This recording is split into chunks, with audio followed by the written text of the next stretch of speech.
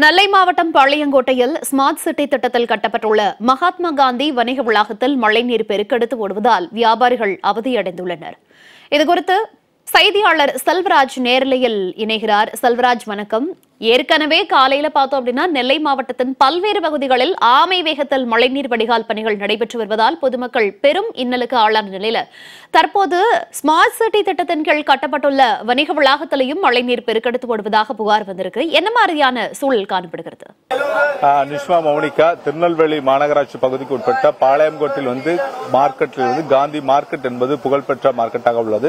இந்த மார்க்கெட் இந்த பகுதி மட்டும் இல்லாமல் பல்வேறு பகுதியில் சுற்றி வட்டார பகுதியைச் சேர்ந்த கிராமத்தைச் சேர்ந்தவர்கள் இந்த பகுதியில் தங்களுக்கு தேவையான காய்கறி மற்றும் பலசரக்கு பழங்கள் உள்ளிட்ட பொருட்களை வாங்குவது வழக்கம். கடந்த ஸ்மார்ட் சிட்டி திட்டத்தின் கீழ் 40 கோடி ரூபாய் மதிப்பிட்ட இங்கு 460 கடைகள் என்பது கட்டப்பட்டுள்ளன. ஏற்கனவே இதில் 511 கடைகள் இருந்த நிலையில் தற்போது குறைக்கப்பட்ட நிலையில 460 கடைகளும் கடந்த பிப்ரவரி மாதம் நேரடியாக தமிழக முதலமைச்சர் நேரடியாக இந்த காந்தி மார்க்கெட்டை திறந்து வைத்தார். கிட்டத்தட்ட ஓராண்டுகளுக்கு பிறகு கடந்த சில தினங்களுக்கு முன்புதான் இந்த பகுதியில் வியாபாரிகள் அனைவரும் தங்களுடைய வியாபாரத்தை துவங்கியுள்ளார்கள். ஆனால் தற்போது ஒரு மழைக்கே இந்த காந்தி மார்க்கெட் தாங்க முடியாமல் அந்த காந்தி மார்க்கெட் முழுவதுமே தற்போது மழைநீராக காட்சிகள் அளித்துக் கொண்டு இருக்கிறது. இதனால் வியாபாரிகளும் பொதுமக்களும் பெரும் சிரமத்துக்கு ஆளாகியுள்ளார்கள். தொடர்ந்து 40 கோடி ரூபாயில் மதிப்பீட்டில் கட்டப்பட்டுள்ள இந்த காந்தி மார்க்கெட்டில் திறந்து சில நாட்களே ஆன நிலையில குறிப்பாக இந்த பகுதியில் அனைத்தும் மழைநீரில் சூழ்ந்துள்ள காரணமாக பொதுமக்கள் பெரும் சிரமத்துக்கு ஆகியுள்ளார்கள். இது குறித்து ஒரு வியாபாரி பேசுவோம். ஐயா வணக்கம். குறிப்பாக கடந்த பிப்ரவரி மாதம் இந்த மார்க்கெட் திறக்கப்பட்டது. இப்ப சமீப காலமா தான் வியாபாரிகள் உள்ளே இந்த வியாபாரம் நடத்திட்டு வரீங்க. எப்படி இந்த ஒரு மழைக்கே தாங்க முடியக்கூடிய சூழ்நிலை இருக்கா? எப்படியா இருக்கு? ஐயா, நேற்று பெஞ்ச மழையிலே மார்க்கெட்டு பாதி முங்கிட்டு பொதுமக்கள் யாரும் வரல. பல லட்சம் ரூபாய் கட்டி டெபாசிட் கட்டி தான் நாங்களும் உட்கார்ந்துருக்கோம். ஆயிரக்கணக்கான வாடகை, அதாவது பல்லாயிரக்கணக்கான வாடகை இந்த கடைக்கு போட்டிருக்காங்க, ஜிஎஸ்டியோட சேர்த்து. அதையும் நாங்கள் கிட்டத்துக்கு தயார்னு சொல்லி வந்தா வியாபாரிகளுக்கு என்ன செய்யணும்? மாநகராட்சி இது வரைக்கும் எட்டி பார்க்கல. பொதுமக்கள் வந்தா தானே நாங்கள் வியாபாரம் பார்க்க முடியும். நாங்கள் வியாபாரம் பார்த்தா தான் உள்ள 5 பேர் வேலை பார்க்காங்க, அவங்களுக்கு சம்பளம் கொடுக்க முடியும். நாங்களும் வாழ முடியல, வேலை பார்க்குறவங்களும் குடும்பமும் வாழ முடியல. அந்த அளவுக்கு மோசமா இருக்கு. சரி, இதை மாநகராட்சி அதிகாரிகளாக கண்டுக்குருவாங்க, கவுன்சிலராவது வருவாங்க. ஏன் பாளையங்கோட்டை எம்எல்ஏ அப்துல் வகாப்பாவது வருவாரு, எட்டி பார்ப்பாருன்னு பார்த்தா இந்த நிமிஷம் வரைக்கும் எந்த அதிகாரிகளும் எட்டி பார்க்கல. மார்க்கெட்டு சகதி காடா கிடக்கு பார்த்துக்கோங்க.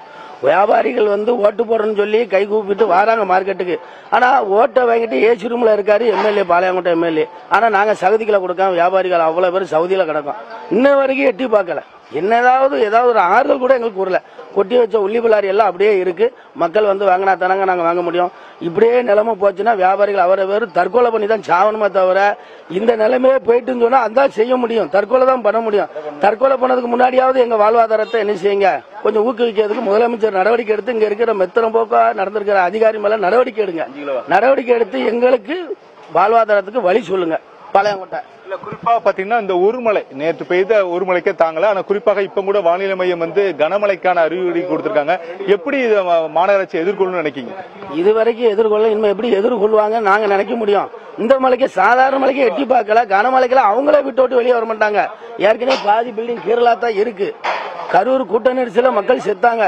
இதுல இந்த பில்டிங் கீரலா இருக்கு. இந்த மலைக்கு விடிஞ்சு விழுந்து நாங்க செத்து போயிருவோங்கிற ஒரு அச்ச சூழ்நிலை இன்னைக்கு வந்துட்டு அதுக்கு மாநகராட்சி அதிகாரிகள் தான் முழுக்க காரணம். பாளையங்கோட்டை எம்எல்ஏ அப்துல் வகாப் தான் காரணங்கிறத இது மூலம் நான் சொல்லிக்கிறேன். ஏன்னா எட்டி பார்க்கல, வியாபாரிகள் எட்டி பார்த்து ஆறுதல் சொல்லணும்லாங்க. ஓட்டு கேட்க மட்டும் வராங்களா வியாபாரிகளுக்கு எங்களுக்கு ஒத்துழைப்பு கொடுங்கன்னு. நான் அவரு ஏசி ரூம்ல கிடக்காரு, நாங்க சகதிக்குள்ள கிடக்கோம். பாருங்க அப்படியே தான் இருக்கு. வியாபாரமும் கிடையாது, ஒண்ணும் கிடையாது, மக்களும் வரல. அதனால முழுமையா நடவடிக்கை எடுங்க. இல்லைன்னா அவ்வளவுதான், எங்களோட வாழ்வாதாரம் தற்கொலைக்கு தான் போகும்.